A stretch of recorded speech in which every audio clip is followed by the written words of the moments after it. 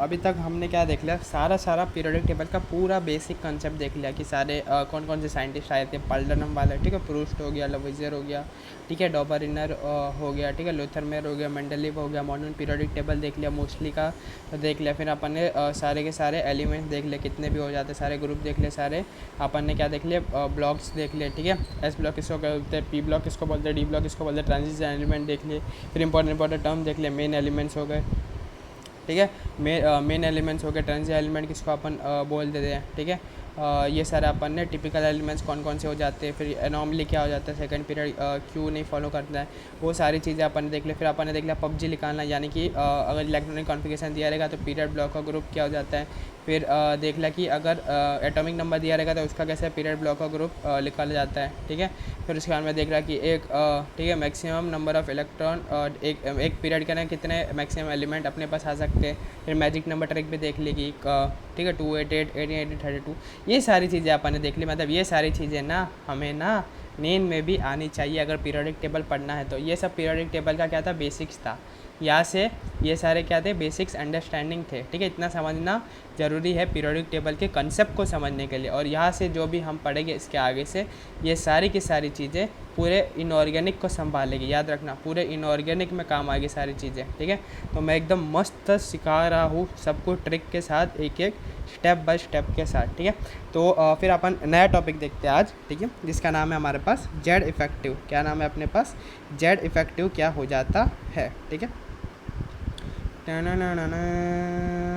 ठीक है, तो जेड इफेक्टिव देखेंगे और हम देखेंगे जेड इफेक्टिव पढ़ेंगे। और स्क्रीनिंग या फिर शील्डिंग इफेक्ट, दोनों को एक ही बोलते हैं, स्क्रीनिंग इफेक्ट या फिर शील्डिंग इफेक्ट, ठीक है। ये ना मल्टी इलेक्ट्रॉनिक स्पीसीज। तो स्क्रीनिंग इफेक्ट जो हो जाता है वो खाली मल्टी इलेक्ट्रॉन स्पीसीज के अंदर होता है, एक इलेक्ट्रॉन वाले स्पीसीज के अंदर नहीं होता। तो ये सारी चीज़ें होती क्या, इनके बारे में थोड़ा बहुत क्या कर लेते हैं, आइडिया ले लेते हैं। तो यहाँ पर समझो, ये मेरे पास क्या है, पॉजिटिवली चार्ज क्या न्यूक्लियस है। ये मेरे पास क्या, उसका सेल है, क्या है मेरे पास, सेल है, क्या है मेरे पास, सेल है। तो ये ठीक है न्यूक्लियस है और ये मेरे पास सेल है, सेल नंबर 1 2 3 4, ठीक है, ठीक है। तो ये वाला कौन सा होगा मेरे पास, आउटर मोस्ट हो गया। आउटर मोस्ट को क्या बोलते हैं, अल्टीमेट हो गया, ठीक है। ये अल्टीमेट सेल है। ये मेरा कौन सा सेल है, 3 वाला पेनल्टीमेट सेल है। कौन सा सेल है, पेनल्टीमेट सेल है, ठीक है। और ये एंटी पेनल्टीमेट सेल है, ठीक है। ये कौन सा है, एंटी पेनल्टीमेट सेल है। तो सबके अंदर, सारे सेल के अंदर क्या रहेगा, इलेक्ट्रॉन क्या रहेंगे, भरे रहेंगे, क्या रहेंगे, इलेक्ट्रॉन भरे रहेंगे, बाहर भी रहेगा अंदर भी रहेगा। अब कुछ कुछ क्या देखते हैं, टर्म्स अपन देख लेते हैं कि किसको क्या बोलते हैं।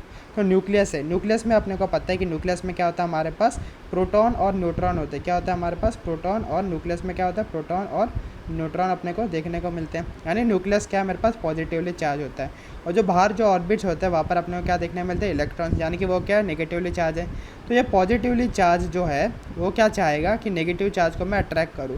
तो ये न्यूक्लियस क्या चाहेगा कि मैं आउटर मोस्ट वाला जो ऑर्बिट इलेक्ट्रॉन है ना ऑर्बिट में, उसको मैं क्या करूँ, अट्रैक्ट करूँ, ठीक है। तो न्यूक्लियस क्या चाहेगा, पॉजिटिव चाहेगा कि मैं आउटर मोस्ट वाले इलेक्ट्रॉन को भी क्या कर लूँ, अट्रैक्ट कर लूँ। लेकिन जैसे समझ लो ये लड़का है, ये लड़की है, ठीक है। जब लड़का लड़की को चाहता है, उसको अपने पास अट्रैक्ट करना चाहता है, ठीक है, उसके साथ पूरा जीवन बिताना चाहता है, तो बीच में बहुत सारे क्या आ जाते हैं, अड़चन आ जाते हैं, ठीक है।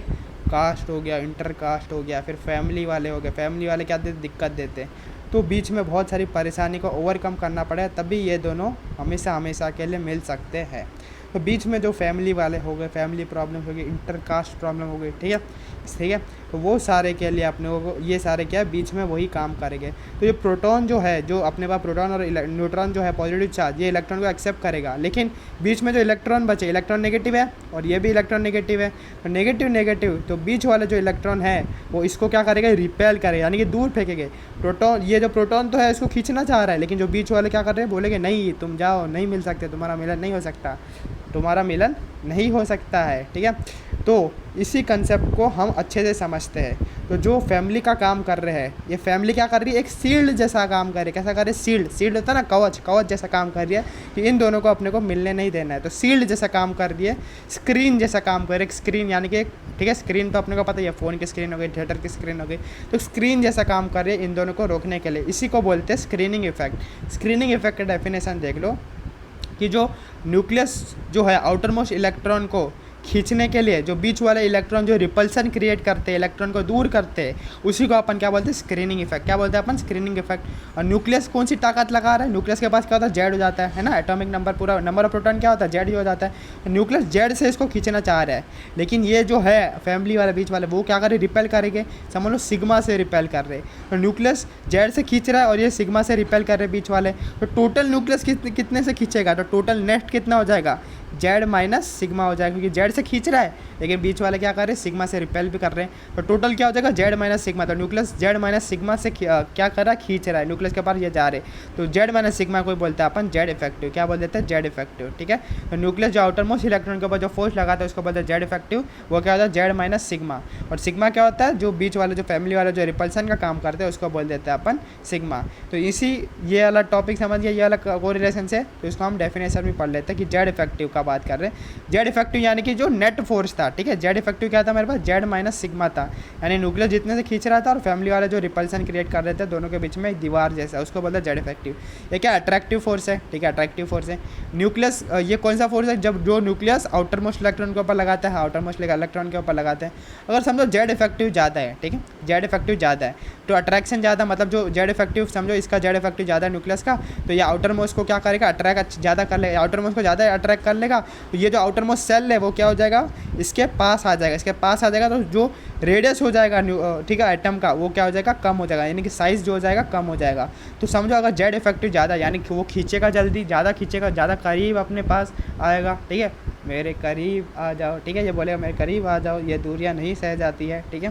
तो ये करीब आ जाएगा और उसका साइज़ क्या हो जाएगा, कम हो जाएगा, ठीक है। तो वही बोला गया है कि जेड इफेक्टिव क्या होता है, जेड माइनस सिग्मा हो जाता है, ठीक है, वो अट्रैक्टिव फोर्स हो जाता है और न्यूक्लियस आइटोमोस पर लगाता है। और जेड इफेक्टिव ज़्यादा यानी कि अट्रैक्शन ज़्यादा, अट्रैक्शन ज़्यादा यानी कि साइज़ क्या हो जाएगा, कम हो जाएगा। तो ये कंसेप्ट अपने को समझना था कि जेड इफेक्टिव बढ़ता है तो रेडियस जो हो जाता है एटम का वो छोटा हो जाता है। शील्डिंग या फिर स्क्रीनिंग इफेक्ट जो दीवार का काम करता है फैमिली वाले, वो क्या है, ये रिपल्सन है, हाँ। तो क्योंकि बीच वाले क्या कर रहे थे, फैमिली वाले क्या कर रहे थे, रिपल्सन, इलेक्ट्रॉन बीच वाले क्या थे, बीच वाले इलेक्ट्रॉन बाहर वाले इलेक्ट्रॉन को रिपल कर रहे थे और न्यूक्लियस को उसको खींचने नहीं दे रहे थे। तो कौन होता है, ये रिकॉन लगाते हैं, ये इनर वाले इलेक्ट्रॉन यानी बीच वाले इलेक्ट्रॉन लगाते हैं, किस पर लगाते हैं, आउटर मोस्ट वाले पर लगाते हैं, ठीक है। अगर शील्डिंग इफेक्ट ज़्यादा, अगर शील्डिंग ज़्यादा यानी कि जो दीवार जो है फैमिली वाले ज़्यादा अड़चन कर रहे हैं, तो रिपल्सन ज़्यादा यानी दूरियाँ हो जाएगी दोनों के बीच में। रिपल्सन ज़्यादा यानी कि ये दूर जाएगा, तो न्यूक्लियस से ये बहुत दूर जा रहा है, तो साइज़ क्या हो जाएगा, एटम का बड़ा हो जाएगा, ठीक है, क्या हो जाएगा, बड़ा हो जाएगा। तो यहाँ से अपने को दो ही कंक्लूजन लेना है कि अगर जेड इफेक्टिव क्या आता है हमारे पास, जेड माइनस सिग्मा हो जाता है, यानी जेड मतलब न्यूक्लियस किससे खींच रहा है, और सिग्मा यानी कि जो इनर मोस्ट इलेक्ट्रॉन जो है आउटर मोस्ट को कितने से रिपेल कर रहे हैं। और जेड इफेक्टिव क्या हो जाएगा, ओवरऑल न्यूक्लियस कितने से खींच रहा है बाहर वाले इलेक्ट्रॉन से, उसको बोलते हैं जेड इफेक्टिव बोल देते हैं, ठीक है। अगर जेड इफेक्टिव ज़्यादा यानी ओवरऑल जिस फोर्स से खींच रहा है वो ज़्यादा हो जाएगा, अगर मेरा जेड इफेक्टिव ज़्यादा हो जाएगा तो क्या हो जाएगा, आउटर मोस्ट इलेक्ट्रॉन न्यूक्लियस के पास आ जाएगा और साइज़ क्या हो जाएगा, छोटा हो जाएगा, ठीक है। अगर मेरा सिग्मा बड़ा हो जाएगा, ठीक है, सिग्मा यानी कि रिपल्सन यानी वो जो फैमिली वाले ज़्यादा दबाव बना देगा तो दूरियाँ हो जाएगा, दूरियाँ हो जाएगा तो बड़ा हो जाएगा साइज़, और साइज़ मेरा क्या हो जाएगा, बड़ा हो जाएगा। तो ये याद रखना है कि जेड फॉर अट्रैक्शन और सिग्मा फॉर रिपल्सन, जेड ज़्यादा तो अट्रैक्शन ज़्यादा, सिग्मा ज़्यादा तो रिपल्सन ज़्यादा, Z for attraction sigma for repulsion, Z for attraction sigma for repulsion, ठीक है। जेड है हमारा जो है लड़का है और ये क्या है, फैमिली वाले है, फैमिली वाले है, ठीक है, और इलेक्ट्रॉन आउटर मोस्ट इलेक्ट्रॉन लड़की है, ठीक है। तो ये अपने को समझ आ चुका है। तो देख रहे थे शील्डिंग इफेक्ट, ठीक है, जो फैमिली वाले जो होते हैं ना, फैमिली वाले, ठीक है, उनके अंदर से सबका दबाव किसका ज़्यादा किसका दबाव रहता है, सबसे ज़्यादा दबाव होता है दादा दादी का, ठीक है। जो बड़े बुजुर्ग होते हैं उनको ज़्यादा दबाव रहता है, नहीं हो सकता, ये नहीं हो सकता, ऐसा थोड़ी होता है, ठीक है। फिर उसके बाद में होता है फैमिली, पापा मम्मी का, फिर उसके बाद में होता है अलग अलग रिलेटिव्स का, ठीक है। फिर उसके बाद में होता है हमारा सिर्फ ये चाची ये सब का, ठीक है। तो ये सारे क्या हो जाता है, ऑर्डर है कि कौन कितना दबाव बनाता है। तो सबसे ज़्यादा एस का हो जाता है, फिर पी का हो जाता है, डी का और एफ का हो जाता है। तो इसका रीज़न भी समझ लेते हैं कि एस ज़्यादा रिपेल क्यों करता है, क्योंकि एस क्या है, गोलू मोलू है, एस क्या है, गोलू मोलू, अपने को पता है। एस सर शेप कैसा होता है, स्पेरिकल हो जाता है एस ऑर्बिटल का, एटॉमिक स्ट्रक्चर में पढ़ के आए ही हो ना शेप कि एस का क्या हो जाता है, शेप कैसा होता है, स्पेरिकल हो जाता है। पी का कैसा होता है, सिंगल डंबल हो जाता है, ठीक है। तो ये क्या कर लेगा, थोड़ा सा कम रिपेल करेगा, तो बहुत गोलू मोलू है, तो ज़्यादा रिपेल करेगा, ये ज़्यादा दबाव बनाएगा, दूर करेगा कि भाई दूर हो जाओ तुम लोग। ये क्या कर रहा है, थोड़ा सा ही दूर कर पाएगा। डी तो डबल डंबल है, ठीक है, डबल डंबल है तो और थोड़ा दूर कर पाएगा, ठीक है। एफ तो एकदम उसका अलग ही स्ट्रक्चर हो जाता है एफ का।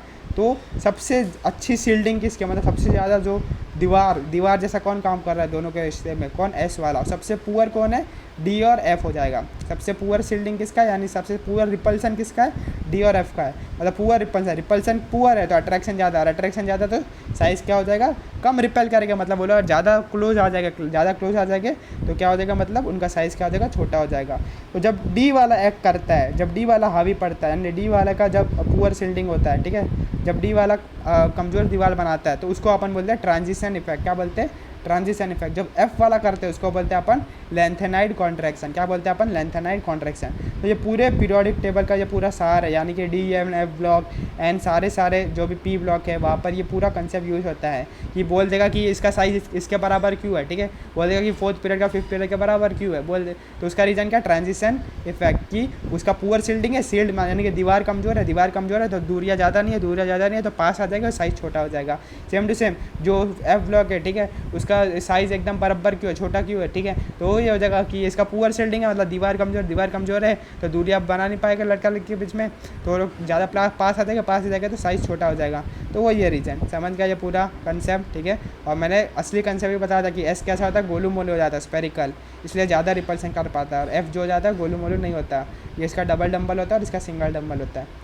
कंसेप्ट से भी चल रहा है और पूरा एनालॉजी से भी चल रहा है, मस्त समझ के रियल लाइफ एक्सपीरियंस से, है ना। फिर आता है हमारे पास एटॉमिक रेडियस। क्या पढ़ते हैं अपन, एटॉमिक रेडियस, ठीक है। एटॉमिक रेडियस के अंदर एक क्वेश्चन पूछा जाता है कि एटॉमिक रेडियस कभी भी सिंगल इंडिविजुअल एटम का नहीं कैलकुलेट किया जा सकता। फॉर एग्जांपल एक मेरे पास एटम है, बोल देगा इसका एटॉमिक रेडियस निकालो, नहीं नको बिल्कुल नहीं, लिख लेगा ही नहीं। क्यों नहीं लिख लेगा, देख लेते हैं रीज़न कि एक एटम ना बहुत छोटा हो जाता है, एक बहुत छोटा हो जाएगा तो उसको कैसे मापोगे, उसका रेडियस कितना छोटा हो जाएगा। जब एटम इतना छोटा है तो उसका रेडियस तो और छोटा रहेगा, उसको मापोगे कैसे, ठीक है। तो इसलिए अपन एटॉमिक रेडियस नहीं माप सकते। एक तो ये रीज़न होगा, सारे के सारे एनसीईआरटी के रीजन से, ठीक है। दूसरा कि एटम का वेव नेचर होता है, अपन ने पढ़ के आया, ठीक है, एटॉमिक स्ट्रक्चर के अंदर भी अपन पढ़ के आए थे, वेव नेचर ऑफ पार्टिकल हो जाता है। तो जो एटम है वेव जैसा बिहेव कर रहा है, और वेव यानी कि एक क्या एनर्जी है, ठीक है, मतलब यानी एटम एक एनर्जी है, और एनर्जी का मतलब कैसे रेडियस कैलकुलेट कर, वो तो रेडिएशन है, ठीक है। वेव नेचर क्या मानता है कि एटम क्या है मेरे पास, ठीक है, एक एनर्जी है, एक रेडिएशन है, ठीक है। तो रेडिएशन का मतलब कैसे मेजर करोगे, कोई हैवी एकदम सॉलिड स्ट्रक्चर तो है नहीं, रेडिएशन है, गैस टाइप है, तो उसका कैसे रेडियस मापोगे, इसलिए उसका भी रेडियस नहीं मापा जा सकता है। फिर क्या बोलता है, वही कि atom does not have a fix boundary. तो वही वेव नेचर को ही बता रहा है कि एटम क्या एक वेव है यानी रेडिएशन है, उसका कोई फिक्स्ड बाउंड्री है ही नहीं, यानी कि ऐसा वेव जैसा है एटम, ठीक है, वेव जैसा है तो उसका फिक्स बाउंड्री है ही नहीं, तो उसका रेडियस कहाँ से मांगोगे, ये वाला रेडियस मानोगे कि ये वाला रेडियस मानोगे। इसलिए क्या होता है, एक सिंगल एटम का रेडियस नहीं मापा जा सकता, क्यों, क्योंकि उसका साइज़ बहुत छोटा है, तो मापना इम्पॉसिबल है। वो क्या है, एक रेडिएशन जैसा है, ठीक है, वेव नेचर यानी रेडिएशन जैसा है, ये रेडिएशन जैसा है, इसलिए उसका कोई फिक्स्ड बाउंड्री नहीं है। अगर फिक्स बाउंड्री नहीं है, एमीबा जैसा स्ट्रक्चर है अगर उसका, तो कहाँ कौन सा वाला रेडियस मापोगे, इसलिए उसका नहीं मापा जाता। ये सारे आ जाएंगे एसोसिएशन रीजन के अंदर एनसीईआरटी के पॉइंट से, ठीक है। तो एनसीईआरटी का एक पॉइंट में नहीं छूटेगा, बता दे रहा हूँ, ठीक है। एनसीईआरटी इसके बाद पढ़ने की ज़्यादा नीड नहीं है, ठीक है, कुछ रटने वाली चीज़ भी नहीं, थोड़ी चीज़ पढ़नी पड़ लेगी, ठीक है। तो बाकी ज़्यादा कंसेप्ट वाली चीज़ें सारी एनसीईआरटी की यहाँ पर है, बस रटने वाली चीज़ देखनी पड़ जाएगी 2-3, ठीक है। तो अपन इंडिविजुअली नहीं निकाल सकते, तो भाई कैसे निकाले सोचा तो अपन क्या करते हैं, 2 एटम को ले लेते हैं, एक का नहीं निकाल सकते, 2 ले लो, ठीक है। तो क्या ले लेंगे, तो बॉन्ड स्टेट में निकाल लेंगे, ठीक है। तो इंडिविजुअली नहीं निकाल सकते, इसलिए अपन क्या करते हैं, दोनों एटम को क्या कर लेंगे, बॉन्डिंग स्टेट में ला लेंगे, मतलब दोनों का एक बॉन्ड बना देंगे, ठीक है। तो atomic radius in bonding state क्या होता है, inter nuclear distance divided by 2, यानी कि इन दोनों के बीच का जो डिस्टेंस है डी, उसका आधा कर दो। तो वही हमारे पास क्या साइंटिस्ट लोग ने ऐसा देखा कि अगर मैं बॉन्डिंग स्टेट में किसी भी 2 एटम का ला दूँ और उनका इंटर जो डिस्टेंस है, यानी न्यूक्लियस से न्यूक्लियस का जो डिस्टेंस है, ठीक है, अगर मैं उसका आधा कर दूँ, ठीक है, ये न्यूक्लियस से डिस्टेंस का आधा कर दूँ, न्यूक्लियस से न्यूक्लियस का डिस्टेंस को, तो वो मेरा एटॉमिक रेडियस के बराबर आता है, ठीक है। तो समझ गया कि एक सिंगल एटम का क्यों नहीं निकाल सकता, क्योंकि भाई उसका फिक्स शेप नहीं है, वेव नेचर है, रेडिएशन है, ठीक है, फिक्स बाउंड्री नहीं है, इसलिए नहीं निकाल सकते। तो अपन क्या करते हैं, बॉन्डिंग स्टेट में निकाले। बॉन्डिंग स्टेट में कैसे निकालेंगे, इंटर न्यूक्लियर जो डिस्टेंस है न्यूक्लियस से न्यूक्लियस का है, उसका अपन क्या कर देंगे, आधा कर देंगे, तो अपने को मिल जाएगा क्या, एटॉमिक रेडियस। अब एटॉमिक रेडियस भी अलग अलग टाइप के होते हैं, एक होता है कोवैलेंट रेडियस, पहला टाइप क्या, टाइप ऑफ रेडियस, ठीक है।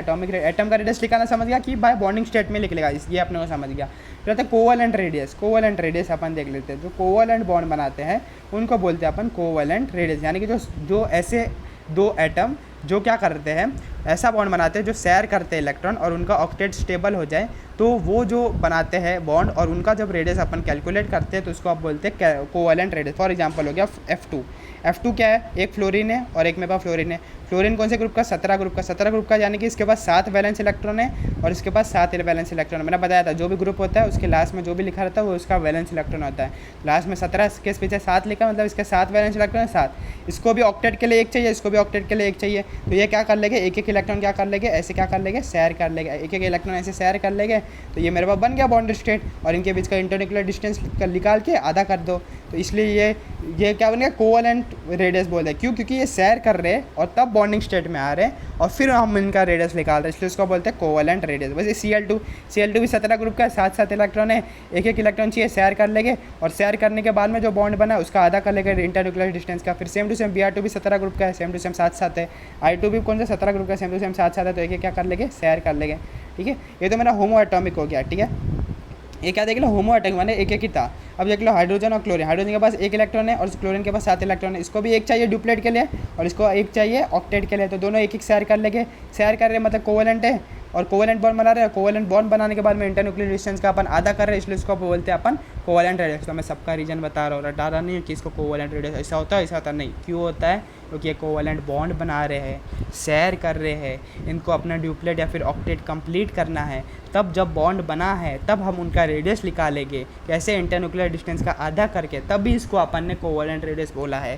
Chemistry is very very deep, ठीक है, इसलिए अच्छे से समझो, रटो मत। ठीक है, सबके पीछे कंसेप्ट है, कुछ भी नहीं समझे पूछ लिया करो।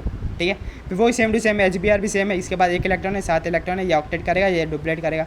एक इलेक्ट्रॉन है, ठीक है, और इसके पास भी क्या, एक इलेक्ट्रॉन है, तो ये दोनों क्या कर लेंगे, डुप्लेट करेंगे। CN माइनस क्या होता है, एक होता है ना, तो क्या करेंगे, दोनों क्या कर लेंगे, डुप्लेट कर लेंगे। तो ये मेरे पास होमो एटॉमिक था और ये मेरे पास हेटेरो एटॉमिक था। तो इनका कैसे रेडियस निकालते हैं, तो जो होमो एटॉमिक है ना उसका सेम टू सेम है, मतलब जो है होमो एटॉमिक यानी कि दोनों सेम जब मिल रहे हैं तो उनका क्या है, इंटरन्यूक्लियर डिस्टेंस डिवाइडेड बाय 2 ही करते हैं अपन। क्या करते हैं, इंटरन्यूक्लियर डिस्टेंस डिवाइडेड बाय 2 ही करते हैं। लेकिन हेटेरो एटॉमिक के अंदर ना इलेक्ट्रोनेगेटिविटी का खेला होता है। तो हेटेरो एटॉमिक के अंदर हमारे पास एक फार्मूला होता है जिसका नाम होता है स्टीवेंसन शूमेकर फार्मूला। ठीक है, क्या, स्टीवेंसन शूमेकर फार्मूला इक्वेशन है। शूमेकर यानी कि ये चप्पल नहीं सिलता था, ये लोग का सरनेम ही ऐसा होता है। ठीक है, जैसे हमारे यहाँ पर होता है, ये लोग पूर्वज क्या करते थे, चप्पल सिलते थे, इसलिए ये लोग क्या होते हैं, शूमेकर। जैसे हमारे यहाँ भी होता है ना चमार यानी कि जो स्टिचिंग करते थे चप्पल का, उनके पूर्वज अभी नहीं करते, तो वही इसके पूर्वज क्या करते थे, चप्पल वप्पल का मतलब वो थे, ठीक है, सिलते थे, तो इसका सरनेम इसलिए ये। तो स्टीवेंसन शूमेकर जो फार्मूला है वो अपने का फार्मूला क्या बोलता है, ये वाला फार्मूला याद रखो, क्या है मेरे पास,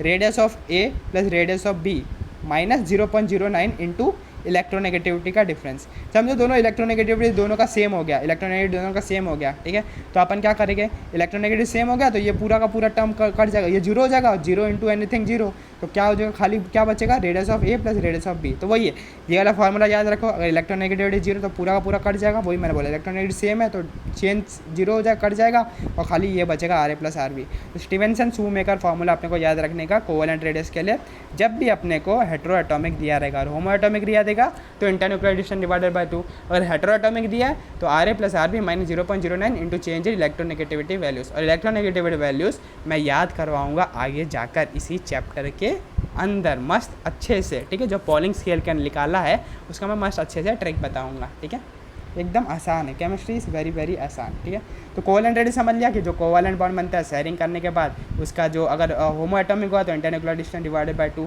अगर हेटेरो एटॉमिक हुआ और इलेक्ट्रोनेगेटिविटी सेम है तो RA plus RB, electronegative difference है RA plus RB minus 0.09 into change in electronegativity. Electronegative क्या होता है वो आगे हम सीखेंगे। ठीक है, फिर आता है मेटालिक रेडियस। मेटालिक रेडियस क्या होता है वो अपन देख लेते हैं। तो मेटल्स जो रेडियस, ठीक है, जो मेटल्स जो बॉन्ड बनाते हैं और उनका जब इंटरन्यूक्लियर डिस्टेंस डिवाइडेड बाय 2 करते हैं उसको बोलते हैं अपन मेटालिक रेडियस। तो एक चीज़ देखने वाली बात है कि कोवैलेंट रेडियस में क्या था, एक एटम था और दूसरा एटम उसके अंदर क्या होगा, घुस गया। देख रहे हो, एक एटम था, दूसरा एटम उसके अंदर क्या होगा, घुस गया, तो इंटरन्यूक्लियर डिस्टेंस हमारे पास क्या होगा, इधर से इधर, यानी इतना आया, छोटा आया थोड़ा। ठीक है, लेकिन यहाँ पर क्या है, दोनों एटम है, दोनों क्या कर रहे हैं, टच ही कर रहे हैं, घुसे नहीं है एक दूसरे में, क्या कर रहे हैं, जस्ट टच कर रहे हैं। तो इंटरन्यूक्लियर डिस्टेंस कंपेयर में क्या आएगा, इसका बड़ा आएगा। इंटरन्यूक्लियर डिस्टेंस बड़ा तो इसका आधा भी इससे बड़ा ही रहेगा, क्योंकि इसका भी आधा कर रहे हैं, इसका भी आधा कर रहे हैं। यानी मेटालिक रेडियस हमेशा क्या होगा, बड़ा होगा कोवैलेंट रेडियस से। समझ गया क्यों होता है, क्योंकि यहाँ पर क्या होता है, मेटालिक रेडियस में जस्ट टच करते हैं।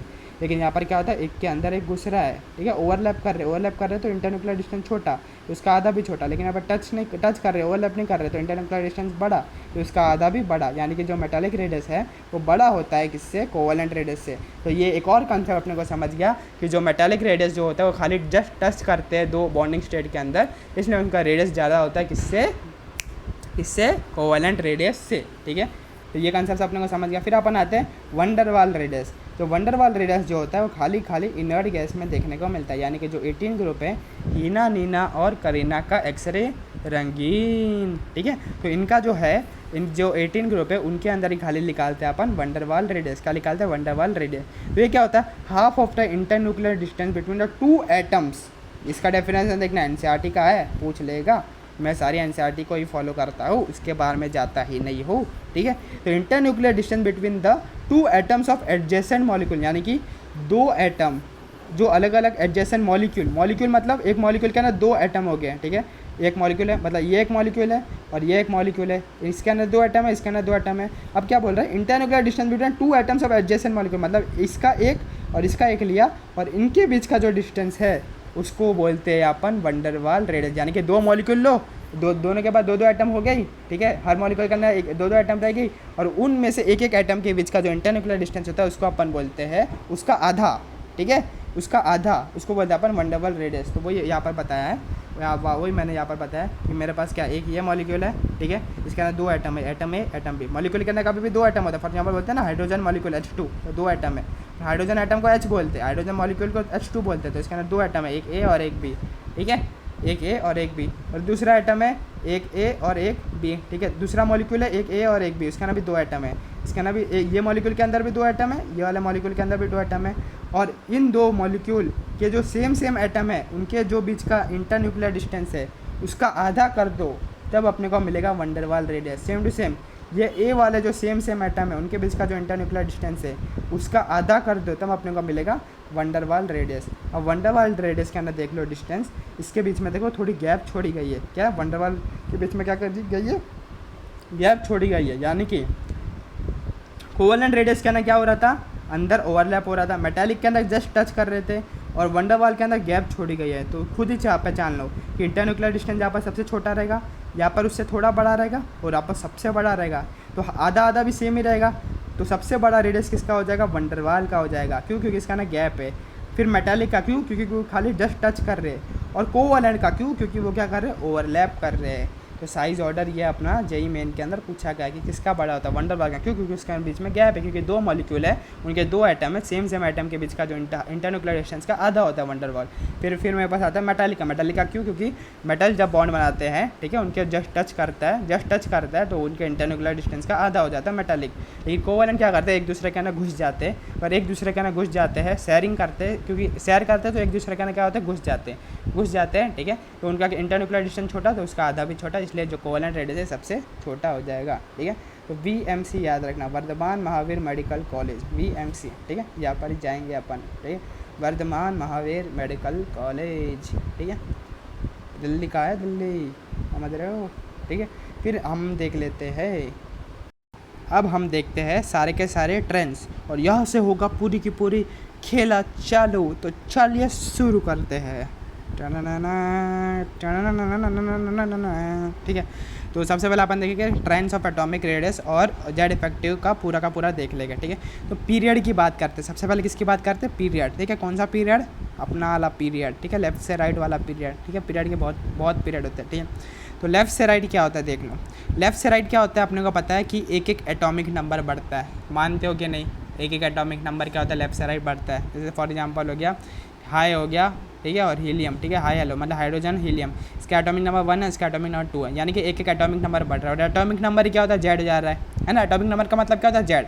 लेफ्ट से राइट क्या हो रहा है, मतलब मेरा जेड बढ़ रहा है। और जेड इफेक्टिव क्या होता है मेरे पास, जेड इफेक्टिव मेरे पास हो जाता है जेड माइनस सिग्मा, ठीक है। जेड इफेक्टिव क्या होता है मेरे पास, जेड माइनस सिग्मा, देख लो जेड इफेक्टिव क्या होता है, जेड इफेक्टिव होता है मेरे पास, ठीक है, जेड इफेक्टिव होता है जेड माइनस सिग्मा। लेफ्ट से राइट जेड बढ़ रहा है क्यों, क्योंकि एटॉमिक नंबर एक करके बढ़ रहा है। सिग्मा जो होता है रिपल्सन जो होता है, वो जितने भी इलेक्ट्रॉन होते हैं, अंदर वाले इलेक्ट्रॉन तो क्या रहेगा, अंदर वाले सेल के इलेक्ट्रॉन लेफ्ट से राइट क्या होते हैं, नहीं बढ़ते, खाली बाहर वाले सेल के अंदर एक इलेक्ट्रॉन बढ़ रहे हैं। मतलब सिग्मा तो लेफ्ट से राइट कांस्टेंट ही है, सिग्मा क्या था, अंदर वाले इलेक्ट्रॉन का ही रिपल्शन था ना, अभी तो पढ़ के आए थे कि अंदर वाले फैमिली वाले ना सिग्मा, तो अंदर वाले जो भी इलेक्ट्रॉन है वो तो सेम ही रहेगा, क्योंकि लेफ्ट से राइट क्या होता है, बाहर वाला जो सेल है उसी का ना इलेक्ट्रॉन का एडिशन होता है।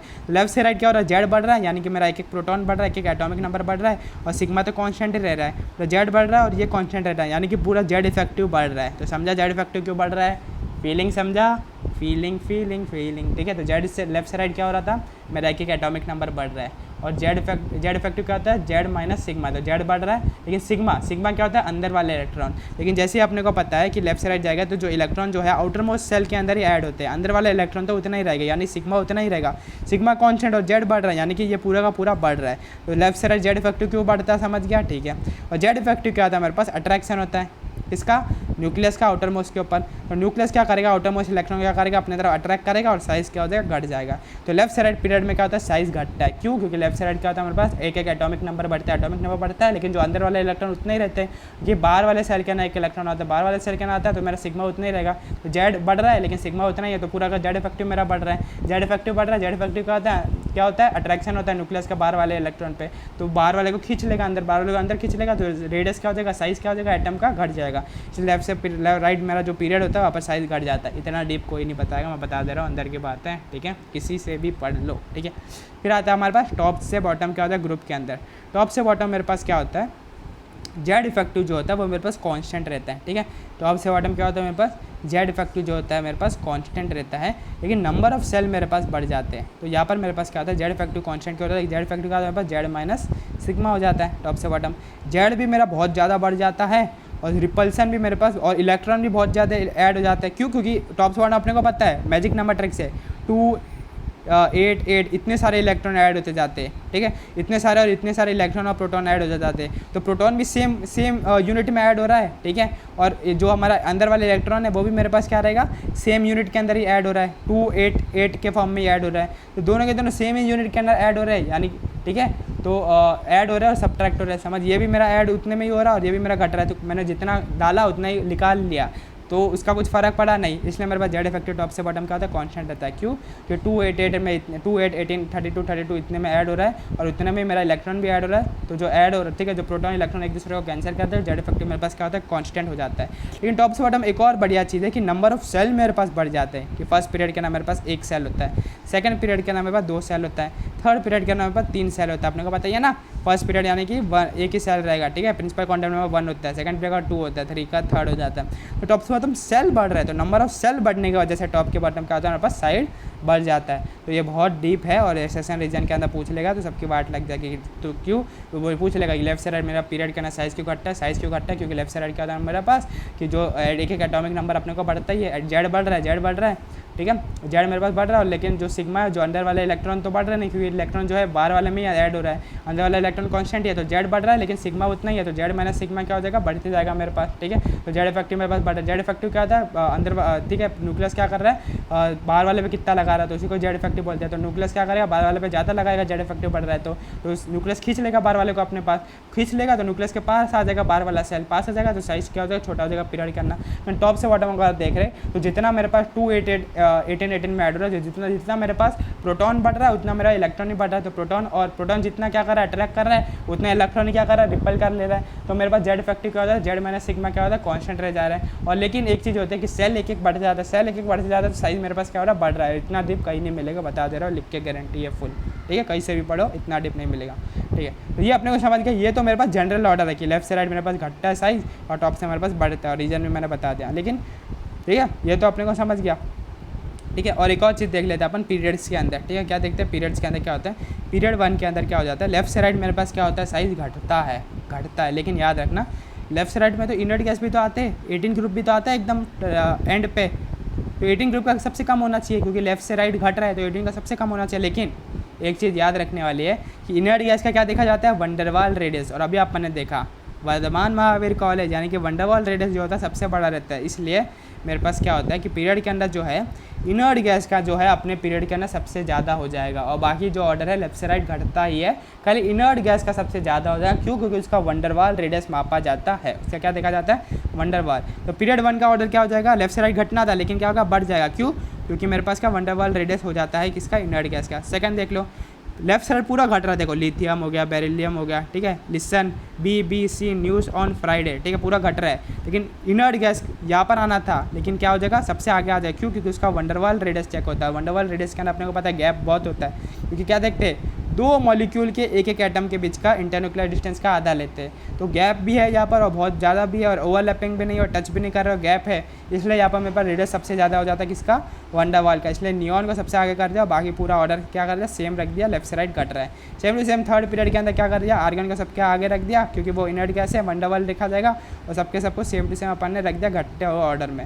वही है उसका रीज़न क्या है कि इनर्ट गैस का सबसे ज़्यादा क्यों कर दिया, क्योंकि इनर्ट गैस का वंडरवाल रेडियस हो जाता है, क्योंकि एक मॉलिक्यूल दो मॉलिक्यूल हो जाते हैं, उसका ना एक एक एटम के सेम के बीच का जो गैप भी हो जाता है, और उसका आधा भी क्या हो जाएगा, ज़्यादा ही रहेगा, ठीक है, मेटालिक और कोवेलेंट रेडियस से। तो इसका भी पूरा एकदम सबका अपन ने क्या कर दिया, गर्दा उड़ा दिया, है ना, समझ गया कि नहीं। फिर अपन देखते हैं पीरियड्स के अंदर कुछ देख लेते हैं, ग्रुप के अंदर देख लेते हैं, ग्रुप के अंदर, ठीक है। तो ग्रुप के अंदर क्या होता है, फर्स्ट ग्रुप के अंदर देख लो। तो मैंने अभी क्या बोला था कि टॉप से बॉटम क्या होता है मेरे पास, टॉप से बॉटम क्या होता है, जेड इफेक्टिव सेम ही रहता है। जेड इफेक्टिव क्या होता है, जेड माइनस सिग्मा।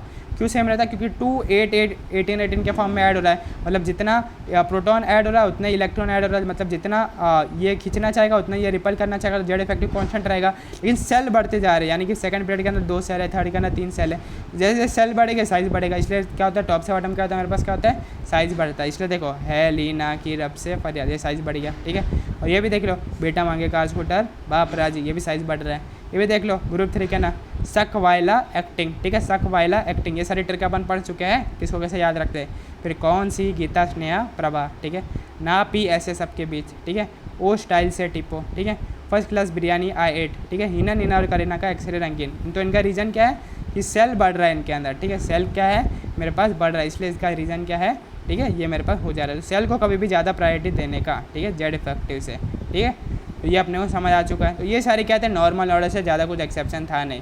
ये पीरियड्स के अंदर भी क्या होता है, लेफ्ट से राइट घटता है बस, वो और नॉर्मल ऑर्डर में क्या था कि वंडरवाल का ज़्यादा होता है, वो तो अपने को पता ही है। तो फिर भी वो क्या नॉर्मली ऑर्डर है, क्यों, क्योंकि वंडरवाल का अपने को पता ही रहता है। और ये भी टॉप से बॉटम क्या होता है हमारे पास बढ़ता ही है, ये भी देख लिया।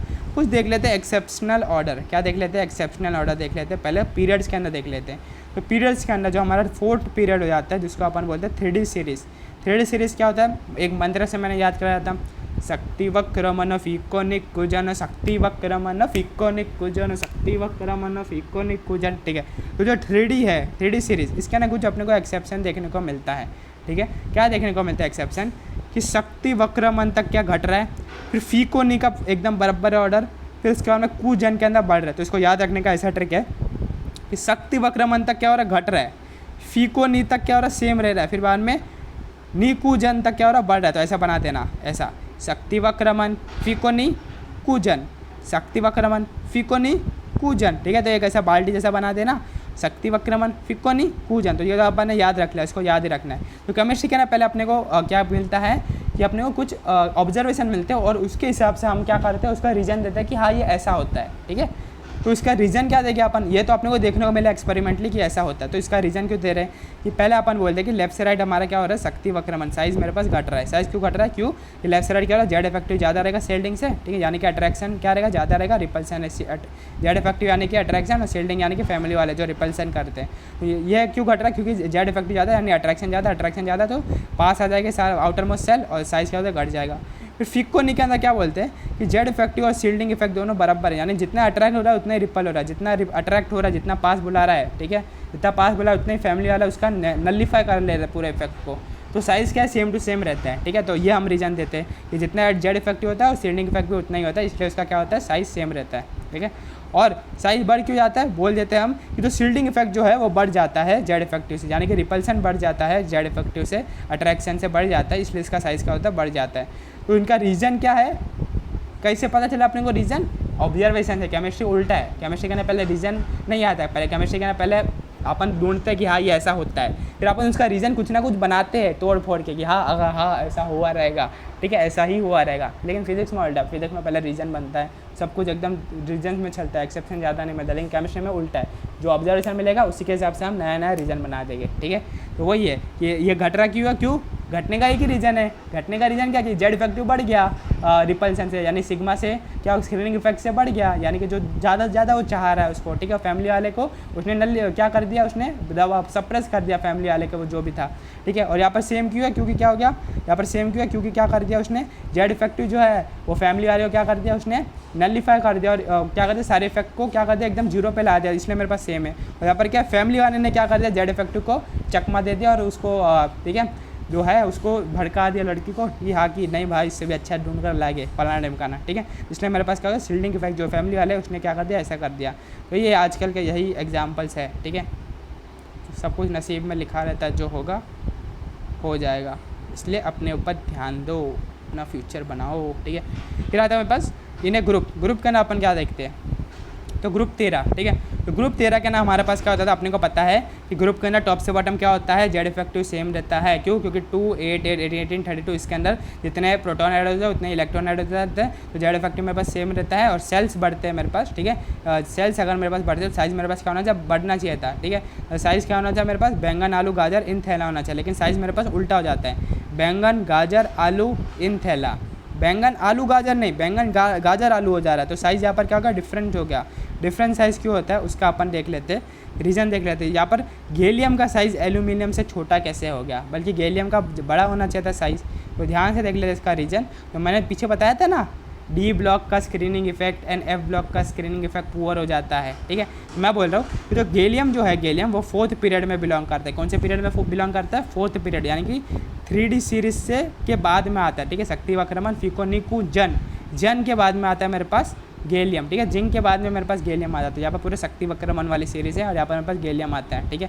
पीरियड के बाद अब तक याद हो ही गया रहेगा, ठीक है। तो इसके पहले गैलियम के पहले मेरे पास क्या है, 10 डी ब्लॉक वाले एलिमेंट्स है। अपने को पता ही है शक्ति वक्रमण फिकोनिकोजन, तो वही है 10 डी ब्लॉक एलिमेंट्स है। और अभी मैं पीछे बता क्या स्क्रीनिंग इफेक्ट का ऑर्डर कि एस का सबसे ज़्यादा होता है, पी का, फिर डी का, फिर एफ का, यानी डी और एफ के स्क्रीनिंग इफेक्ट, यानी जो रिपल्सन इफेक्ट है, मतलब यानी कि फैमिली का जो दबाव है वो कम है, फैमिली का दबाव कम है, फैमिली का दबाव कम है, तो मतलब वो पास आ सकते हैं, तो साइज़ क्या हो जाएगा उनका, पास आ जाएगा तो साइज़ छोटा हो जाएगा। साइज़ छोटा होकर क्या हो जाएगा मेरे पास, गैलियम का साइज़ क्या हो जाएगा, छोटा हो जाएगा। क्यों, क्योंकि उनके फैमिली का दबाव कम है। फैमिली का दबाव क्यों है, क्योंकि जो गैलियम के पहले 10 डी इलेक्ट्रॉन डी एलिमेंट है, डी ब्लॉक के एलिमेंट है, और डी ब्लॉक ज़्यादा दबाव नहीं क्रिएट करती है, ज़्यादा शील्डिंग, ज़्यादा रिपल्सन नहीं कर पाते, रिपल ज़्यादा नहीं, यानी कि अट्रैक्शन ज़्यादा, इसलिए गैलियम का साइज़ जो है वो इतना छोटा हो जाता है अट्रैक्ट होकर कि वो एल्यूमिनियम से भी छोटा हो जाता है, बल्कि गैलियम का ज़्यादा होना चाहिए था, क्योंकि वो उसके अगले वाले पीरियड से बिलोंग करता है, ठीक है। तो वही है कि पुअर शील्ड, ठीक है, दबाव ज़्यादा नहीं बना पाते हैं, इसलिए मोर अट्रैक्शन और गैलियम का साइज़ छोटा।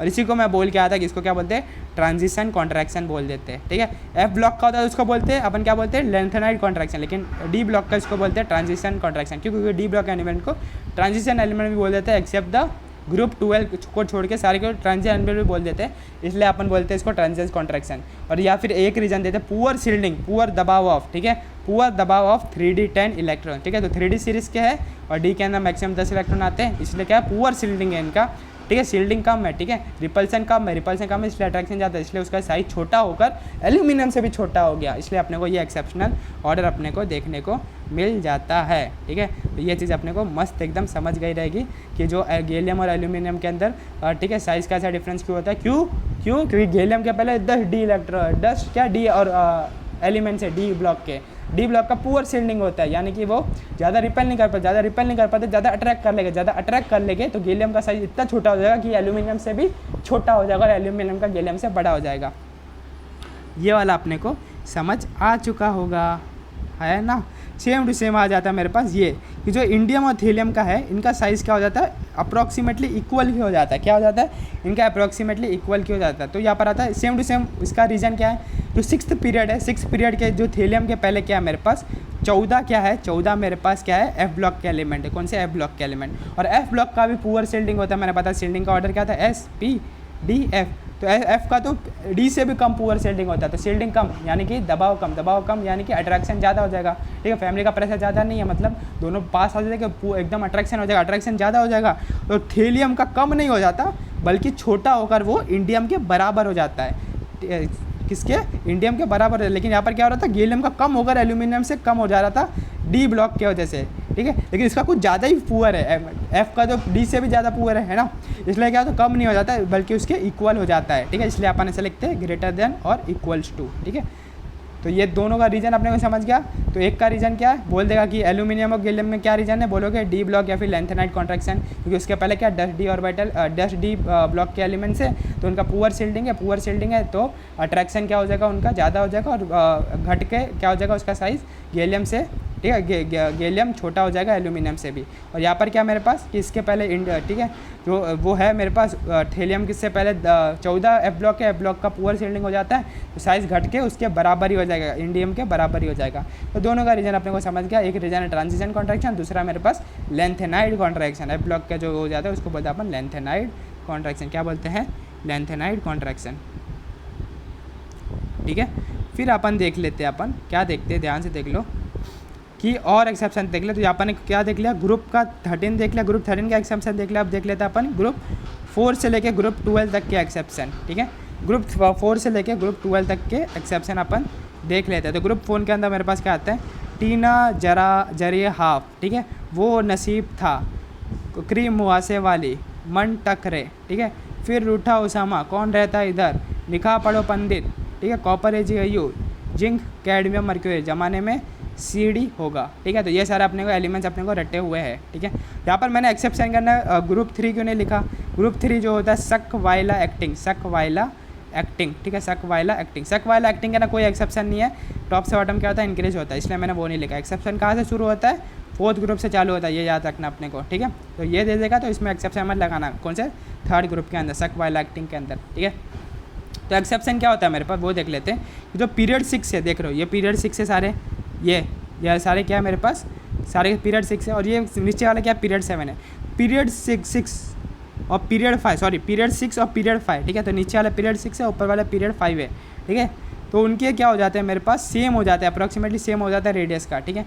तो ऐसा क्यों होता है कि जो पीरियड 5 है और जो पीरियड 6 है उनका रेडियस मेरे पास अप्रॉक्सीमेटली सेम क्यों हो जाता है, तो उसका देख लेते हैं। सेम उसका रीजन है मेरे पास लेंथेनाइड कॉन्ट्रैक्शन, यानी कि जो हॉफमैन है ना, हॉफमैन वो बोल रहा है बिफोर हॉफमैन, जहाँ पर क्या 6th पीरियड है, 6th पीरियड में लाई कर रहा है, 6th पीरियड में क्या हो जाता है, 6th पीरियड है तो 6th पीरियड क्या है, n-2f होगा, 4f होगा कि नहीं, n-2 यानी 4f बिलोंग करता है, 4f यानी कि f ब्लॉक यहाँ पर होगा, ठीक है। तो उसके पहले क्या होता है, हॉफमैन के पहले क्या हो जाता है, 14 एफ ब्लॉक एलिमेंट है, और अभी मैंने बोला वो जो एफ ब्लॉक का जो शील्डिंग होता है डी से भी कम हो जाता है, यानी कि जो शील्डिंग इफेक्ट जो होता है, जो फैमिली का जो प्रेशर हो जाता है वो बहुत कम हो जाता है, बहुत कम हो जाता है, तो फैमिली मान जाती है जल्दी, तो बहुत अट्रैक्शन कर लेगा ये, बहुत अट्रैक्शन करके इसका साइज़ जो है, जो 6th पीरियड का साइज़ जो है वो 5th पीरियड के बराबर होने लग जाता है, और इसको ही बोल देते हैं लेंथेनाइड कॉन्ट्रैक्शन या फिर poor shielding of 4f14 electrons. क्या था, 4f14, क्योंकि f के अंदर 14 इलेक्ट्रॉन आ सकते हैं, और 4f सीरीज़ के, ठीक है। तो 6 पीरियड का तो 4f हो जाएगा, ठीक है, 6 के अंदर 4f हो जाएगा, क्यों, क्योंकि अपने को पता है ns से np हो जाता है,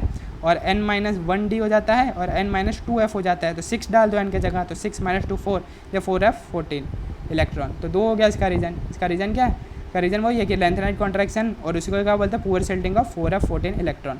तो कोई बोल देगा कि शक वाइला के अंदर ऑर्डर बताओ, तो ऑर्डर इंक्रीज ही हो रहा है, यहाँ पर कोई एक्सेप्शन नहीं है 3rd के अंदर, लेकिन 4th से 14 तक ही एक्सेप्शन है कि जो 5th पीरियड और 6th पीरियड है उनका क्या हो जाता है, साइज़ का होता है अप्रॉक्सीमेटली सेम हो जाता है, क्यों, क्योंकि जो 6th पीरियड के हॉफमैन से पहले 14 एफ ब्लॉक है, तो उसका पुअर क्या होता है, शील्डिंग हो जाता है, यानी कि जो फैमिली का जो दबाव है, जो स्क्रीन है, ठीक है, स्क्रीनिंग इफेक्ट कम हो जाता है, पुअर रिपल्सन कम है तो अट्रैक्शन ज़्यादा, और अट्रैक्ट हो के साइज़ इतना कम हो जाता है कि वो 5th पीरियड के इक्वल हो जाता है, और इसलिए सबका मैंने क्या कर दिया, ऐसे साइज़ को इक्वल बता दिया 5th पीरियड और 6th पीरियड को। तो ये कहते हैं अपन ने एक्सेप्शन देख लिया है, सारे के सारे गमक को लेकर गाते चले, पापा नहीं थे धनी सी दीदी के साथ थे सारे, ठीक है। तो ये अपने को समझ आ चुका है। तो सबसे पहले हम देख लेते हैं कि आयनिक रेडियस अपन कैसे निकालते हैं, ठीक है। तो आयनिक रेडियस निकालने का हमारे पास जब भी होता है 2 टाइप के क्वेश्चन अपने को देखने मिलेगा।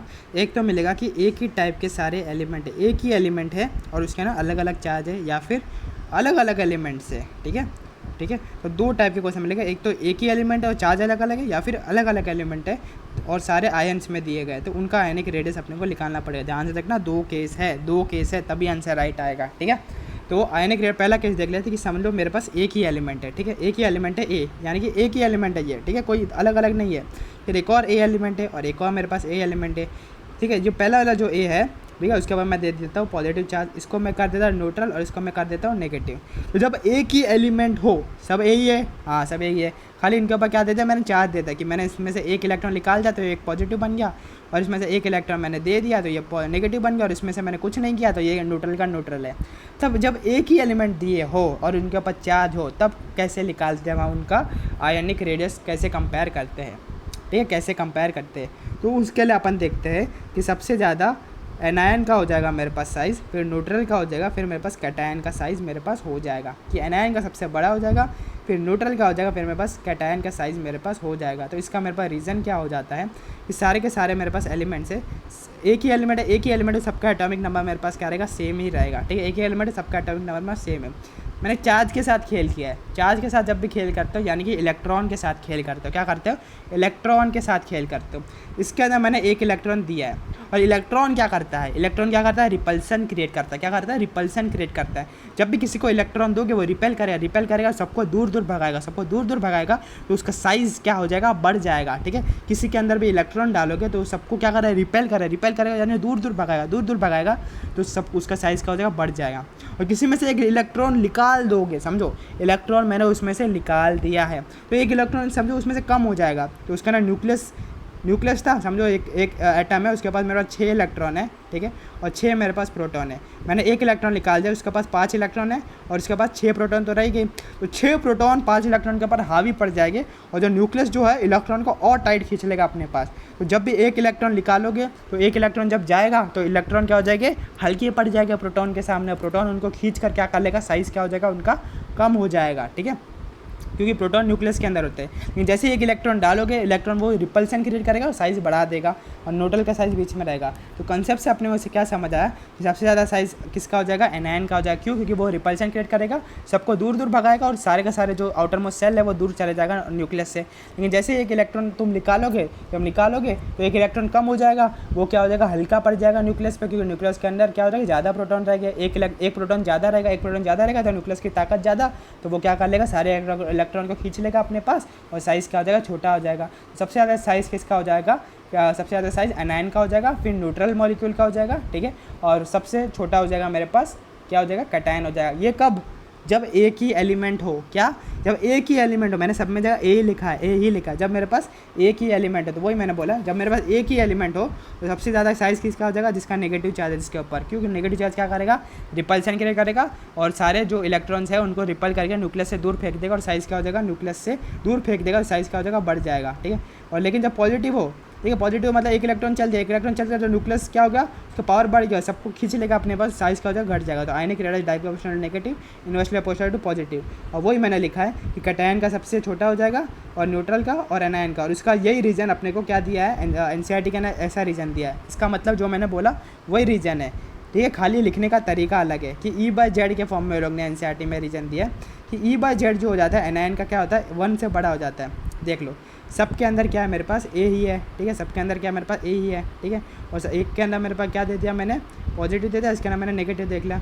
जेड सबके अंदर सेम है, क्योंकि सारे के सारे क्या एक ही एलिमेंट है, जेड सेम है तो जेड सबके अंदर सेम ही रहेगा। जो एनायन है उसका ना इलेक्ट्रॉन क्या हो जाएगा, बढ़ जाएगा, एनायन का ना इलेक्ट्रॉन बढ़ जाएगा।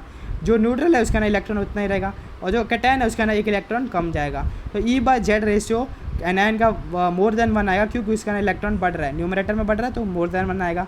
इसका ना सेम ही रहेगा, इक्वल्स टू 1, इसका ना न्यूमरेटर में घट रहा है तो लेस देन 1 आ जाएगा इसका वैल्यू। तो एनसीईआरटी क्या बोलते हैं कि एनायन का ज़्यादा क्यों हो जाता है, सबसे ज़्यादा, क्योंकि उसका E/Z रेशियो क्या हो जाता है, बड़ा हो जाता है, क्योंकि जेड तो सबका सेम ही है, खाली ई से देखेंगे, है ना। तो वही एनसीईआरटी बोलते हैं, वही मेरा वाला रीज़न कि अगर मैं किसी को एनायन का साइज़ बड़ा क्यों हो जाएगा, क्योंकि जैसे मैं इलेक्ट्रॉन दूंगा वो क्या करेगा, रिपल्सन क्रिएट करेगा, और क्या हो जाएगा, E/Z रेशियो उसका बढ़ जाएगा, क्योंकि जेड तो सबका सेम है, क्योंकि एक ही एटम में देख रहे हैं अपन, अलग अलग एटम में नहीं देख रहे हैं, ठीक है। तो पहले ही केस देख रहे हैं एक ही एटम वाला, ठीक है।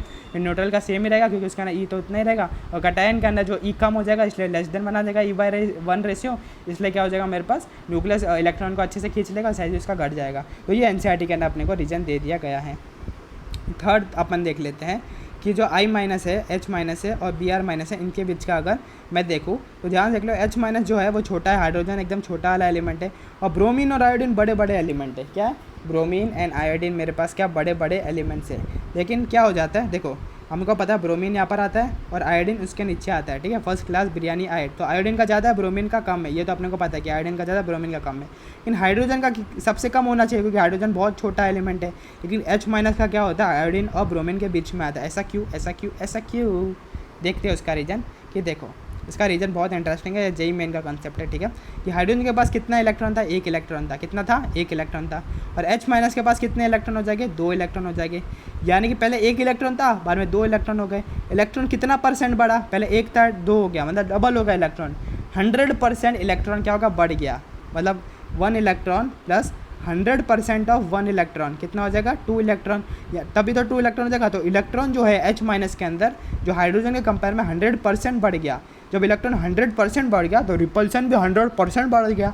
रिपल्सन 100% बढ़ गया, इसलिए क्या हो जाता है, एक्सपेरिमेंटली देखा गया कि H- का जो साइज़ है आयोडीन से तो बराबर हो जाता है, ठीक है, कंपेयर में, लेकिन ब्रोमीन से क्या हो जाता है, बड़ा हो जाता है। उसका रीज़न वही है कि H- का जो साइज़ है बड़ा हो जाता है ब्रोमीन से, और near to I- due to 100% increment in electron. इसके अंदर तो एक एक इलेक्ट्रॉन ही बढ़ रहे, तो पहले ज़्यादा इलेक्ट्रॉन थे, ब्रोमीन के अंदर तो ज़्यादा इलेक्ट्रॉन है ना। तो एक इलेक्ट्रॉन बड़ा कुछ फर्क नहीं पड़ा। लेकिन हाइड्रोजन के पास एक इलेक्ट्रॉन था और एक और इलेक्ट्रॉन बढ़ गया, 100% बढ़ गया। ज़्यादा रिपल्शन होगा, 100% किसी को भी दे दोगे तो उसका क्या जीवन बदल नहीं जाएगा, समझ लो कोई एकदम, ठीक है, एकदम एवरेज बच्चा है, लेकिन वो समझो 720 ला दे तो एकदम आतंक नहीं बच जाएगा क्या पूरे कोचिंग इंडस्ट्री के अंदर। वही सेम टू सेम है। 100% बनने का वजह से क्या हो जाता है, H- का साइज जो होता है ब्रोमीन से ज़्यादा हो जाता है, लेकिन आयोडीन के क्या हो जाता है, कंपेरेबल हो जाता है। वही इसका रीजन। और ये जेई मेन का सवाल है। किसका सवाल है, जेई मेन का। तो एक कंसेप्ट नहीं छूटेगा, कोई भी किधर का भी कुछ भी नहीं छूटेगा। जेई मेन, जेई एडवांस, कुछ भी नहीं, inorganic will be in your tips, ठीक है। तो ये वाला पहला वाला केस मैंने देख लिया, जब अपने को सेम क्या दिया जाएगा, सेम अपने को क्या दिया जाएगा, एलिमेंट, एक ही एलिमेंट दिया जाएगा। समझो अलग अलग एलिमेंट है लेकिन आइसो इलेक्ट्रॉनिक, आइसो इलेक्ट्रॉन अपन पढ़ के आते हैं, यानी कि सेम नंबर ऑफ इलेक्ट्रॉन है। क्या है, सेम नंबर ऑफ इलेक्ट्रॉन है। तो अभी अपन ने देखा कि अपन कभी भी क्या देखते हैं, E/Z रेशियो से देखते हैं ना। यहाँ पर भी अपन क्या देख रहे हैं, साइज़ किससे देख रहे थे, E/Z रेशियो से ही देख रहे थे कि E/Z रेशियो ज़्यादा आ रहा था एक से तो साइज़ उसका सबसे बड़ा था, और E/Z रेशियो एक से कम आ रहा था उसका साइज़ क्या हो रहा था, सबसे कम हो रहा था। Same to same isoelectronic species, यानी सब उसके अंदर अपन क्या देखें, साइज़ देखने के लिए आइसो इलेक्ट्रॉनिक है, यानी इलेक्ट्रॉन का नंबर तो सेम है, यानी ये तो कॉन्स्टेंट है। तो साइज़ क्या होता है अपने पास, directly proportional to E/Z ratio हो जाता है, ठीक है। तो इलेक्ट्रॉन तो सेम है, तो इलेक्ट्रॉन का कुछ फ़र्क नहीं पड़ेगा, तो जेड का फ़र्क पड़ेगा, यानी कि जेड डिनोमिनेटर में, तो जेड कम तो साइज़ ज़्यादा। तो आइसो इलेक्ट्रॉनिक में क्या कॉन्सेप्ट है, समझ रहे हो, पूरा कॉन्सेप्ट लेके चल रहा हूँ। कि देखो यहाँ पर E/Z रेशियो एनसीईआरटी ने बोला, तो अपन भी E/Z से ही करेंगे कि आइसो इलेक्ट्रॉनिक के हमारे पास E क्या होता है, सेम रहता है।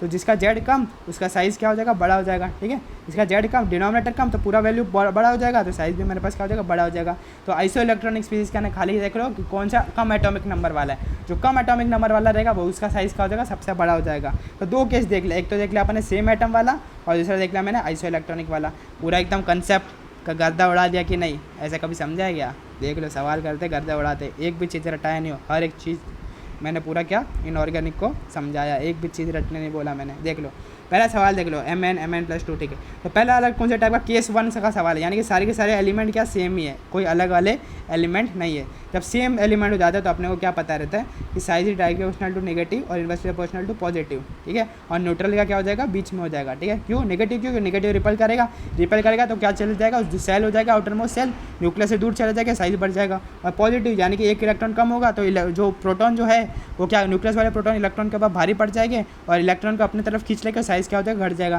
तो जिसमें ज़्यादा नेगेटिव उसका साइज़ सबसे बड़ा, और जिसमें पॉजिटिव कम उसका साइज़ सबसे बड़ा। तो नेगेटिव तो यहाँ पर है ही नहीं, तो पॉजिटिव कम जिसमें सबसे ज़्यादा साइज़ रहेगा। तो पॉजिटिव कम किसमें, एक तो सबसे बड़ा न्यूट्रल का हो जाएगा, फिर Mn+2 का ज़्यादा हो जाएगा, फिर Mn+4 का, फिर Mn+6 का, फिर Mn+7 का। तो ये कंसेप्ट था हमारा। तो फर्स्ट सवाल अपन ने सीख लिया, केस 1 वाला सवाल था। दूसरा देख लो, दूसरा के अंदर सेम ही एलिमेंट है, सेम ही एलिमेंट है, खाली चार्ज है। वही मैंने बोला क्या होता है, directly proportional to negative, inversely proportional positive. क्योंकि नेगेटिव चार्ज क्या करेगा, रिपल्सन करेगा, साइज बढ़ जाएगा। पॉजिटिव क्या करेगा, एक पॉजिटिव चार्ज कब आता है, जब एक इलेक्ट्रॉन निकाल दोगे, एक इलेक्ट्रॉन निकाल दोगे तो न्यूक्लियस का जो प्रोटॉन जो है वो भारी पड़ जाएगा, न्यूक्लियस का प्रोटॉन इलेक्ट्रॉन को खींच लेगा और साइज़ क्या हो जाएगा, घट जाएगा, ठीक है। तो पॉजिटिव कम होना चाहिए और नेगेटिव ज़्यादा होना चाहिए साइज़ बढ़ाने के लिए, ठीक है। तो नेगेटिव ज़्यादा यानी कि ऐसा वाला ऑर्डर मेरे पास हो जाएगा, न्यूट्रल का सबसे कम हो जाएगा, ठीक है। फिर इसका में ये देखो थर्ड वाला सवाल देखो, थर्ड वाले का ना एक ही टाइप के एलिमेंट नहीं है। थर्ड वाला देखो आइसो इलेक्ट्रॉनिक है क्या, सेम नंबर ऑफ इलेक्ट्रॉन है क्या। नाइट्रोजन के पास 7 इलेक्ट्रॉन है लेकिन -3 है, यानी कि 10 इलेक्ट्रॉन हो गए। ऑक्सीजन के पास 8 इलेक्ट्रॉन है लेकिन -2 है, यानी कि 10 इलेक्ट्रॉन हो गए। गर्दन दुख रहा है ठीक है। ठीक है। फिर मेरे पास फ्लोरीन, फ्लोरीन के पास मेरे पास कितने इलेक्ट्रॉन है, 9 है, लेकिन -1 है, तो मेरे पास क्या हो जाएगा, 10 इलेक्ट्रॉन हो जाएगा। फिर मेरे पास नियॉन है, नियॉन का अपने को पता ही है 2, 10, 18 अपने को पता ही है ना, कटरीना कैफ का फ़ोन नंबर या ईना, नैना और करीना, तो नियॉन का 10 हो जाता है, एटॉमिक नंबर 10। और सोडियम, सोडियम का 11 हो जाता है, लेकिन +1 है तो एक हटा तो 10, यानी कि सारे के सारे क्या है, आइसो इलेक्ट्रॉनिक ही है सारे के सारे। ये भी क्या देख लो, 12 है तो 2 हटा दिया तो 10 हो जाएगा, ये भी 13 है 3 हटा दिया 10 हो जाएगा, सारे के सारे आइसो इलेक्ट्रॉनिक। तो मैंने बोल दिया कभी भी साइज देखते हो तो E/Z रेशियो सही देखता है, आइसो इलेक्ट्रॉनिक है यानी कि Z सेम है, Z तो सबका सेम है, तो साइड डायरेक्ट प्रोपोर्शनल टू क्या, E/Z, Z सेम है तो इन्वर्सली प्रोपोर्शनल टू Z हो जाएगा, यानी कि जिसका एटॉमिक नंबर कम उसका साइज ज़्यादा। एटॉमिक नंबर किसका कम है, 7 है इसका 8 है, इसका 9 है, तो ऐसे हो जाएगा अपना ऑर्डर आइसो इलेक्ट्रॉनिक के अंदर। थर्ड वाला देखो ऐसे ही है ना ऑर्डर, हाँ ऐसे ही है। कंसेप्ट बोलते, कंसेप्ट रटने का कुछ नहीं बेटा, ये बेटा समझी क्या। अगला देख लो, ये भी आइसो इलेक्ट्रॉन दिख रहा है, अलग अलग एलिमेंट्स है तो आइसो इलेक्ट्रॉन नहीं होने के चांसेस है। इस सल्फर का 16 हो जाता है और 2 है तो क्या हो जाएगा मेरे पास, ठीक है 18 हो जाएगा, ठीक है 16 तो 18। फिर फॉस्फरस, फॉस्फरस का कितना 15 हो जाता है और -3 है तो कितना 18 हो जाएगा, इसका भी कितना 17 हो जाता है, -1 है तो 18 हो जाएगा। आर्गन का अपने को पता ही है, इना नीना, और आर्गन का मेरे पास 18 हो जाता है, 2, 10, 18, ठीक है। कटरीना कैफ का फ़ोन नंबर, ठीक है। फिर के प्लस जिसका 19 हो जाता है लेकिन एक प्लस है तो 18 हो जाएगा, और कैल्शियम का 20 हो जाता है लेकिन +2 है तो 18 हो जाएगा, ठीक है। तो सब क्या आइसो इलेक्ट्रॉनिक है तो अपने को पता है E/Z देख लेते हैं, ये तो सेम ही है तो इन्वर्सली प्रोपोर्शनल टू Z, यानी कि जिसका एटॉमिक नंबर कम उसका साइज ज़्यादा, एटॉमिक नंबर कम किसका, इसका, तो ऑर्डर मेरे पास ऐसा हो जाएगा। अरे हलो अरे बेटा ये देख लो सारे के सारे पेरेंट आइटम सेम है, पेरेंट आइटम सेम है, नेगेटिव इन्वर्सली पॉजिटिव, क्योंकि नेगेटिव रिपेल कर लेगा और पॉजिटिव एक घटा दोगे तो अगर पॉजिटिव घटा, ठीक है पॉजिटिव यानी कि एक इलेक्ट्रॉन निकाल दोगे तो न्यूक्लियस भारी पड़ जाएगा और अपनी तरफ खींच लेगा, ठीक है। तो साइज़ का हो जाएगा छोटा हो जाएगा, तो साइज़ बड़ा होने के लिए पॉजिटिव कम होना चाहिए और नेगेटिव मेरे पास क्या होना चाहिए, ज़्यादा होना चाहिए, ठीक है। पॉजिटिव कम होना चाहिए और नेगेटिव मेरे पास क्या होना चाहिए, ज़्यादा होना चाहिए। इधर गया, हाँ ये रहा, नेगेटिव ज़्यादा होना चाहिए तो ये ऑर्डर आ जाएगा, ठीक है। सेम टू सेम इसके अंदर मेरे पास ये ऑर्डर आ जाएगा, ठीक है। फिर इसके अंदर भी क्या हो जाएगा, पॉजिटिव कम होना चाहिए, ये ऑर्डर आ जाएगा। इसके अंदर सबसे ज़्यादा ये, फिर न्यूट्रल, फिर ये हो जाएगा। फिर इसके अंदर देख लो ये आइसो इलेक्ट्रॉनिक है तो इसका Z कम उसका साइज़ बड़ा हो जाएगा। ये भी देखो आइसो इलेक्ट्रॉनिक है, जिसका Z कम उसका बड़ा हो जाएगा, ठीक है। ये सारे तो अपन ने यहाँ तक देख लिए। अब देख लो ये तो आयनिक रेडियस अपन ने देखा अब तक, ठीक है। अब देख लो ये जो लास्ट वाला जो सवाल है, क्या आयनिक रेडियस है, क्या आयन्स के अंदर है क्या नहीं, तो ये मतलब सादे रेडियस अपने को पूछ रहा है। क्या पूछ रहा है, सादा रेडियस जो अपन ने पूरा पढ़ा है अब तक, है ना, सादा रेडियस भी पढ़ा है ना। ये तो सारे आयन्स थे, इसके ऊपर चार्ज था, लेकिन जब ऐसे चार्ज नहीं दे दिया जाए तो अपने को समझने का कि ये सादा रेडियस है। सादा रेडियस जब भी अपने को दिया रहेगा तो अपने को अरेंज करने का कभी भी, ठीक है। अरेंज करते हैं तो देखो कैल्शियम और मैग्नीशियम, ठीक है, बेटा मांगे, ठीक है। अपने को पता है सेकंड ग्रुप का होता है ना, मैग्नीशियम यहाँ पर, बेटा मांगे कार, ठीक है। बेटा ऊपर होता है, मांगे कार। फिर आता है मेरे पास फॉस्फोरस और क्लोरीन, ठीक है। हाय हेलो लिसन, नाम BBC न्यूज़ ऑफ फ्रेंड, ना मांगो आलिया से पेप्सी सोडा, मांगो आलिया से पेप्सी सोडा कोला, यानी कि ये ऐसा मेरे पास बन जाएगा। मैग्नीशियम इधर है, फॉस्फोरस इधर है, क्लोरीन इधर है और कैल्शियम इधर है।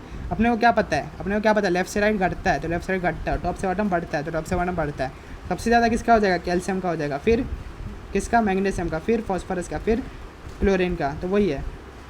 तो वही अपने पास का बन जाएगा, ऑर्डर बन जाएगा। तो देख लो सबसे ज़्यादा क्या होता है, कैल्शियम का, फिर मैग्नीशियम का, फिर फॉस्फोरस का, फिर क्लोरीन का। देखो ऐसे ही मैंने बनाया है, ठीक है। तो पहले अपने को अरेंज करने का अच्छे से, फिर अपने को पता है लेफ्ट से राइट घटता है और टॉप से बॉटम बढ़ता है। तो एटॉमिक रेडियस के अंदर अपने को ऐसे ही पहले अरेंज करने का और टॉप से बॉटम को ज़्यादा प्रायोरिटी देने का, सेल को ज़्यादा प्रायोरिटी देने का, और लेफ्ट से राइट तो अपना घटता ही है, ठीक है।